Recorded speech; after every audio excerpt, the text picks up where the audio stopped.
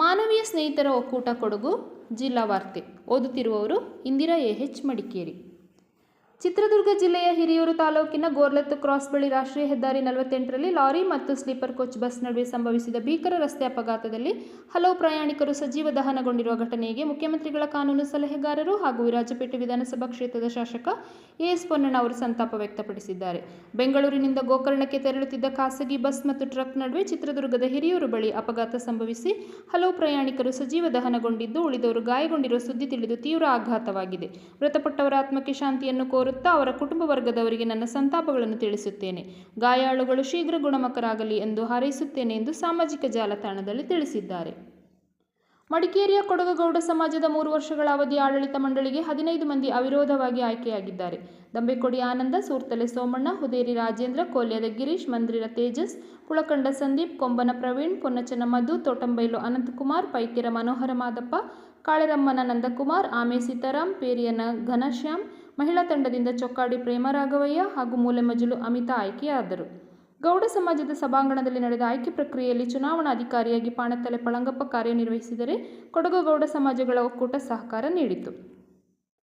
ವಿಳಂಬ ಶುಲ್ಕವನ್ನು ಪಾವತಿಸದ ಮತ್ತು ಆಧಾರ್ ಕಾರ್ಡನ್ನು ತಮ್ಮ ಪಾನ್ ಕಾರ್ಡ್ನೊಂದಿಗೆ ಜೋಡಣೆ ಮಾಡದವರಿಗೆ ಆ ಕಾರ್ಯವನ್ನು ಮುಗಿಸಲು ಡಿಸೆಂಬರ್ 31 ಕೊನೆಯ ದಿನವಾಗಿದೆ ಮತ್ತು ಅಷ್ಟರೊಳಗೆ ಆಧಾರ್ನೊಂದಿಗೆ ಜೋಡಣೆಯಾಗಿರದ ಪಾನ್ ಕಾರ್ಡ್ಗಳು ನಿಷ್ಕ್ರಿಯಗೊಳ್ಳಲಿದೆ ಎಂದು ಆದಾಯ ತೆರಿಗೆ ಇಲಾಖೆಯು ಎಚ್ಚರಿಕೆ ನೀಡಿದೆ.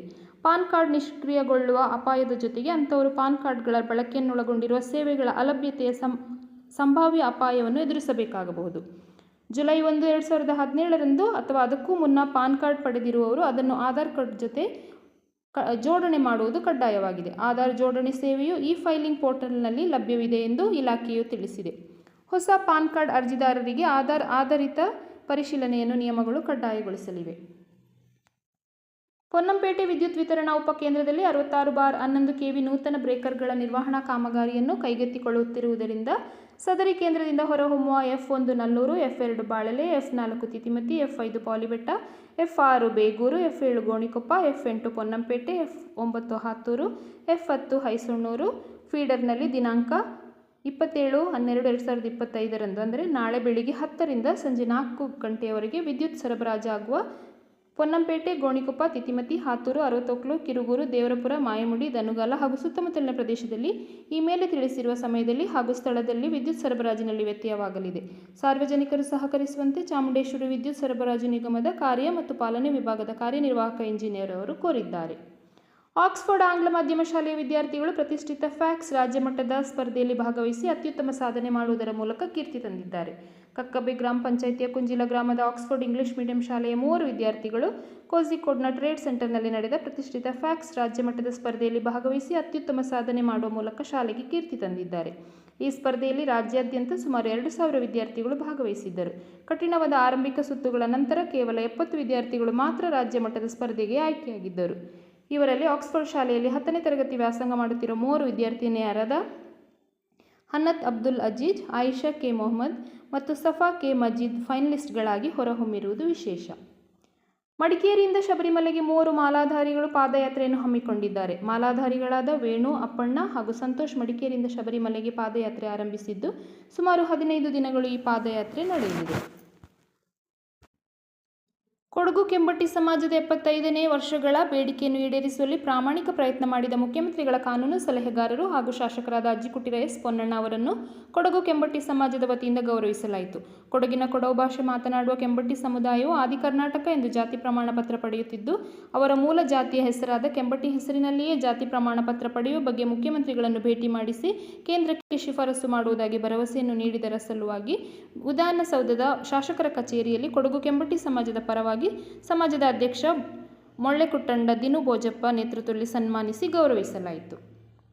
ಪಾಂಡಂಡ ಕುಟ್ಟಪ್ಪ ಅವರ ಕನಸಿನ ಕೂಸಾದ ಕೊಡವ ಕೌಟುಂಬಿಕ ಹಾಕಿ ಉತ್ಸವ ಬೆಳ್ಳಿ ಮಹೋತ್ಸವವನ್ನು ಆಚರಿಸಿಕೊಂಡ ಹಿನ್ನೆಲೆಯಲ್ಲಿ ಕೊಡವ ಹಾಕಿ ಅಕಾಡೆಮಿ ವತಿಯಿಂದ ಆಯೋಜನೆಗೊಂಡಿರುವ ಲೇವಿಸ್ಟಾ ಕೊಡವ ಹಾಕಿ ಚಾಂಪಿಯನ್ ಟ್ರೋಫಿ ಪಂದ್ಯಾವಳಿ ಮೂರ್ನಾಡಿನಲ್ಲಿ ಉದ್ಘಾಟನೆಗೊಂಡಿತು.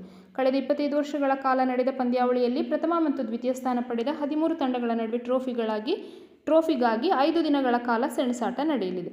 ಹಾಕಿ ಕೂರ್ಗ್ ಎಂಬಾಡಗ ಸ್ಪೋರ್ಟ್ಸ್ ರಿಕ್ರಿಯೇಷನ್ ಸಂಸ್ಥೆ ಮತ್ತು ಮೂರ್ನಾಡು ವಿದ್ಯಾಸಂಸ್ಥೆಯ ಸಹಕಾರದೊಂದಿಗೆ ಮೂರ್ನಾಡಿನ ಬಾಚಿಟಿರ ಲಾಲು ಮುದ್ದಯ್ಯ ಕ್ರೀಡಾಂಗಣದಲ್ಲಿ ನಡೆಯುತ್ತಿರುವ ಪಂದ್ಯಾವಳಿಯ ಉದ್ಘಾಟನಾ ಸಮಾರಂಭದಲ್ಲಿ ಮುಖ್ಯ ಅತಿಥಿಗಳಾಗಿ ಪಾಲ್ಗೊಂಡು ಮಾತನಾಡಿದ ಏಕಲವ್ಯ ಪ್ರಶಸ್ತಿ ವಿಜೇತರಾದ ಒಲಿಂಪಿಯನ್ ಬೋಳ್ಳಂಡ ಪ್ರಮೀಳಾ ಅಯ್ಯಪ್ಪ ಅವರು, ಪೋಷಕರು ತಮ್ಮ ಕನಸನ್ನು ಮಕ್ಕಳ ಮೇಲೆ ಹೇರದೆ ಮಕ್ಕಳ ಕನಸನ್ನು ನನಸು ಮಾಡಲು ಮುಂದಾಗಬೇಕು ಮತ್ತು ಕ್ರೀಡಾಸಕ್ತಿಗೆ ಉತ್ತೇಜನ ನೀಡಬೇಕೆಂದು ಸಲಹೆ ನೀಡಿದರು. ಬೆಂಗಳೂರು ಮತ್ತು ತುಮಕೂರಿನಲ್ಲಿ ನಡೆಯಲಿರುವ ರಾಜ್ಯ ಮಟ್ಟದ ಫುಟ್ಬಾಲ್ ಪಂದ್ಯಾವಳಿಗೆ ಕೊಡಗು ತಂಡವನ್ನು ಆಯ್ಕೆಗೊಳಿಸುವ ಪ್ರಕ್ರಿಯೆ ಡಿಸೆಂಬರ್ 28ರಂದು ನಡೆಯಲಿದೆ. ಈ ಕುರಿತು ಪತ್ರಿಕಾ ಹೇಳಿಕೆ ನೀಡಿರುವ ಜಿಲ್ಲಾ ಫುಟ್ಬಾಲ್ ಸಂಸ್ಥೆ ಕಾರ್ಯದರ್ಶಿ PA ನಾಗೇಶ್ ಅವರು, ಆಯ್ಕೆ ಪ್ರಕ್ರಿಯೆಯು ಅಮ್ಮತ್ತಿಯ ಪ್ರೌಢಶಾಲಾ ಮೈದಾನದಲ್ಲಿ ನಡೆಯಲಿದೆ. ಆಯ್ಕೆ ಪ್ರಕ್ರಿಯೆಯಲ್ಲಿ ಪಾಲ್ಗೊಳ್ಳುವ ಆಟಗಾರರು ಪೂರ್ಣ ಫುಟ್ಬಾಲ್ ಕಿಟ್, ಆಧಾರ್ ಮೂಲಪ್ರತಿ, ಬ್ಯಾಂಕ್ ಪಾಸ್ ಪುಸ್ತಕ, ಒಂದು ಪಾಸ್ಪೋರ್ಟ್ ಸೈಜಿನ ಭಾವಚಿತ್ರವನ್ನು ಹೊಂದಿಕೊಂಡು ಭಾನುವಾರ ಬೆಳಗ್ಗೆ 10 ಗಂಟೆಗೆ ಹಾಜರಾಗಬೇಕೆಂದು ತಿಳಿಸಿದ್ದಾರೆ. ಹೆಚ್ಚಿನ ಮಾಹಿತಿಗಾಗಿ 9481058256 ಇವರನ್ನು ಸಂಪರ್ಕಿಸುವಂತೆ ಕೋರಿದೆ. ಸುಂಟಿಕೊಪ್ಪದ ಕೂರ್ಗ್ ಚೆಸ್ ಕ್ಲಬ್ ವತಿಯಿಂದ ಡಿಸೆಂಬರ್ 31ರಂದು ಸುಂಟಿಕೊಪ್ಪದಲ್ಲಿ ಜಿಲ್ಲಾ ಮಟ್ಟದ ಚೆಸ್ ಪಂದ್ಯಾವಳಿ ನಡೆಯಲಿದೆ. ಅಂದು ಬೆಳಗ್ಗೆ 9:30 ಗಂಟೆಗೆ ಶ್ರೀ ಗುಂಡುಕುಟ್ಟಿ ಮಂಜುನಾಥಯ್ಯ ಮೀನಾಕ್ಷಮ್ಮ ಕಲ್ಯಾಣ ಮಂಟಪದಲ್ಲಿ ಪಂದ್ಯಾವಳಿ ನಡೆಯಲಿದೆ. 7 ರಿಂದ 14 ವರ್ಷ ಪ್ರಾಯದ ಮಕ್ಕಳ ವಿಭಾಗದಲ್ಲಿ ಪ್ರಥಮ ಬಹುಮಾನ ₹3,000, ದ್ವಿತೀಯ ಬಹುಮಾನ ₹2,000, ತೃತೀಯ ಬಹುಮಾನ ₹1,000 ನಗದು ಬಹುಮಾನ ಹಾಗೂ 5 ಸ್ಪರ್ಧಿಗಳಿಗೆ ಆಕರ್ಷಕ ಟ್ರೋಫಿ ನೀಡಲಾಗುವುದು. ಈ ವಿಭಾಗದ ನೋಂದಣಿ ಶುಲ್ಕ ₹300 ಆಗಿದೆ. 15 ವರ್ಷ ಮೇಲ್ಪಟ್ಟವರ ವಿಭಾಗದ ಸ್ಪರ್ಧೆಯಲ್ಲಿ ಪ್ರಥಮ ಬಹುಮಾನ ₹5,000, ದ್ವಿತೀಯ ಬಹುಮಾನ ₹3,000, ತೃತೀಯ ಬಹುಮಾನ ₹1,500 ನಗದು ಬಹುಮಾನ ಹಾಗೂ 5 ಸ್ಪರ್ಧಿಗಳಿಗೆ ಆಕರ್ಷಕ ಟ್ರೋಫಿ ಸಿಗಲಿದೆ. ಈ ವಿಭಾಗದ ನೋಂದಣಿ ಶುಲ್ಕ ₹500 ಆಗಿದ್ದು, ಮೊದಲು ಹೆಸರು ನೋಂದಾಯಿಸಿಕೊಳ್ಳುವ 100 ಸ್ಪರ್ಧಿಗಳಿಗೆ ಮಾತ್ರ ಅವಕಾಶ ನೀಡಲಾಗುವುದು.